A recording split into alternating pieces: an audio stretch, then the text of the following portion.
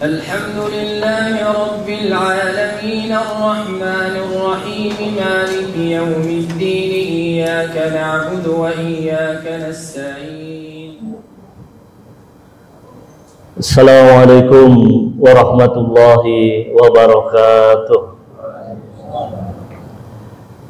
Innal hamdalillah nahmaduhu wa nasta'inuhu wa nastaghfiruh wa na'udzu billahi min shururi anfusina min sayyiati a'malina may yahdihillahu fala mudilla lahu may yudlilhu fala hadiyalah. Asyhadu an la ilaha illallah wahdahu la syarika lah wa asyhadu anna Muhammadan abduhu wa rasuluhu la nabiyya ba'da. Allahumma salli wa sallim wa barik ala Muhammad wa ala alihi wa ashabihi wa man tabi'ahum bi ihsanin ila yaumiddin. Allah Ta'ala fil Qur'anil Karim, ya ayyuhalladzina amanu taqullaha haqqa tuqatih wa la tamutunna illa wa antum muslimun. Allahumma arhamna bil Qur'an. Fa inna asdaqal hadisi kitabullah wa khairul hadi hadi Muhammadin sallallahu alaihi wasallam wa syarrul umuri muhdatsatuha wa kullu muhdatsatin bid'ah wa kullu bid'atin dhalalah wa kullu dhalalatin finnar. Ayyuhal fillah rahimakumullah, bapak-bapak, ibu-ibu dan saudara-saudara kaum muslimin jamaah Masjid As-Sakinah Pacar Kembang yang dirahmati Allah tabaraka wa taala. Alhamdulillah, kita dimuliakan oleh Allah dengan hadir di dalam bulan Ramadan, di mana bulan Ramadan itu dikatakan sebagai syahrut tarbiyah, bulan pendidikan, bulan untuk mengedukasi hamba-hamba Allah untuk melahirkan sikap saling bersungguh-sungguh di dalam mengejar kebaikan, fastabiqul khairat, di dalam bulan Ramadan, karena target kita itu adalah takwa, sebagaimana tujuan daripada ibadah puasa itu sendiri. Ya ayyuhalladzina amanu kutiba alaikumusyiyamu kama kutiba 'alal ladzina min qablikum la'allakum tattaqun. Ya. Jadi ma'asyiral muslimin rahimakumullah, di antara bentuk atau manifestasi takwa itu adalah melakukan ibadah menikah bagi seorang pemuda atau mereka yang diberikan kemampuan untuk menikah lagi. Ta'addud, poligami. Maka ini adalah perintah yang Allah Subhanahu wa taala perintahkan kepada kita, kepada seluruh hambanya. Wa ankihul ayyama minkum wassolihina min ibadikum wa imaikum ayyakunu yuqra'a yughnihumullahu min fadlih. Dan nikahkanlah orang-orang yang sendirian di antara kalian, dari budak wanita atau laki-laki, yang jika mereka miskin maka Allah akan memberikan keutamaannya, memberikan fadilah, kemampuan untuk apa? Menolong sang hamba yang ingin menikah itu. Maka ayat ini kemudian diberikan penjelasan oleh sahabat Umar bin Khattab radhiyallahu anhu. Umar mengatakan, sungguh saya sangat heran dengan seorang pemuda yang dia menunda-nunda pernikahan, padahal yang menunda-nunda pernikahan hanya karena dia merasa miskin.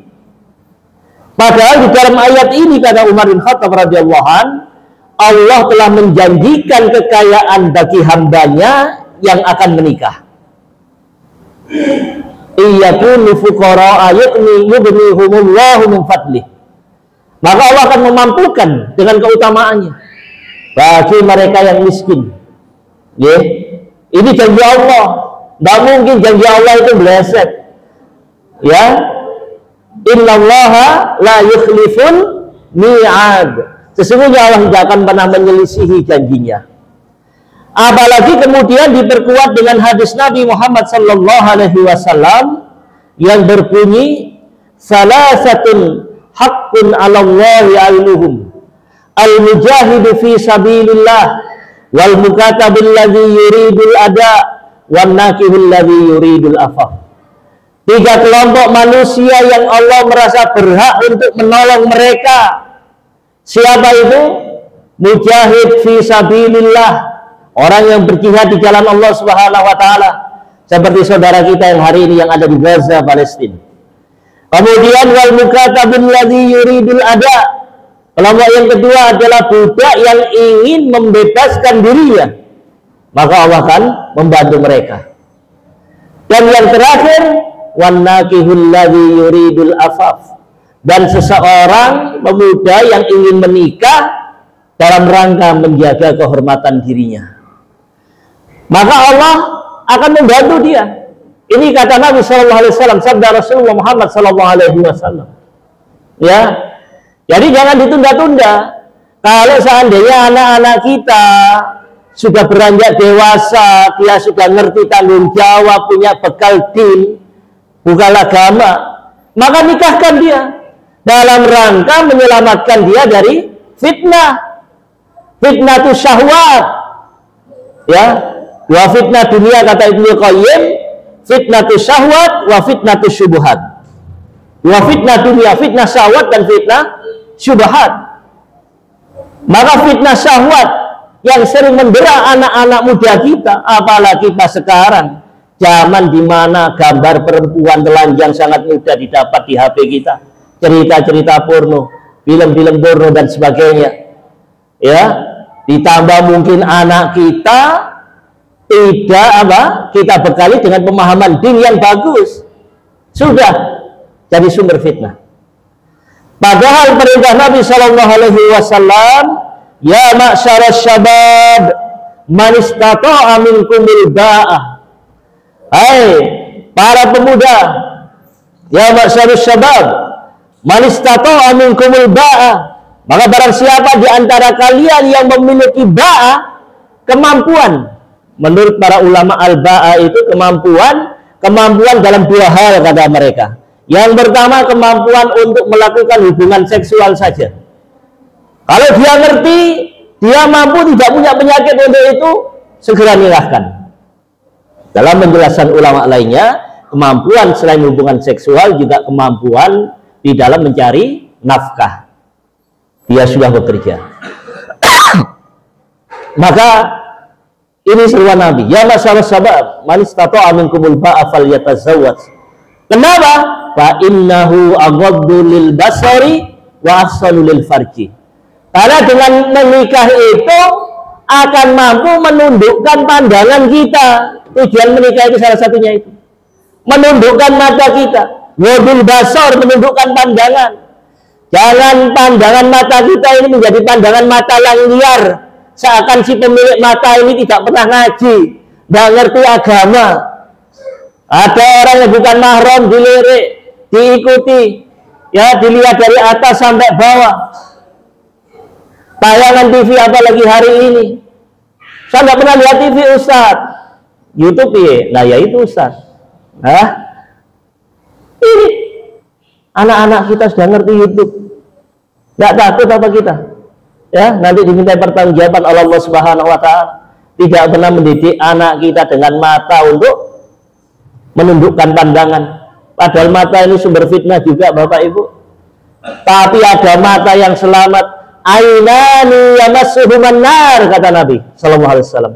Dua mata yang tidak akan pernah disentuh oleh api neraka. Dengan ingin apa buatan punya mata yang tidak pernah disentuh oleh api neraka? Ingin apa buatan?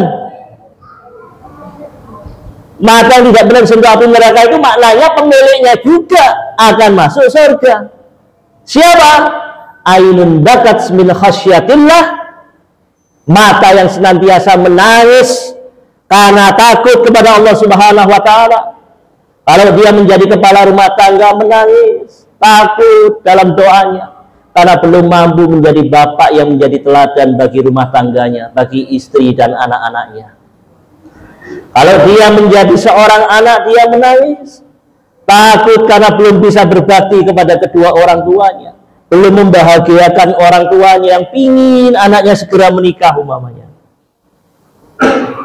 Atau kalau dia menjadi orang tua, menangis karena belum mampu mendidik anaknya untuk senantiasa beribadah dalam rangka taat kepada Allah Subhanahu wa taala.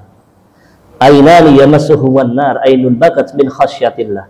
mata senantiasa menangis karena takut kepada Allah Subhanahu wa taala. Wa ainun bakat takrusu fi sabilillah, dan mata yang berjaga untuk jihad di jalan Allah. Seperti matanya mujahidin Palestina hari ini. Maka ini, mari. Bagaimana kalau seandainya para pemuda kita masih belum mampu menikah? Fa'alaihi bisaumi, maka hendaklah mereka berpuasa. Karena sesungguhnya puasa itu tidak menjadi benteng perisai bagi anak-anak kita, ya.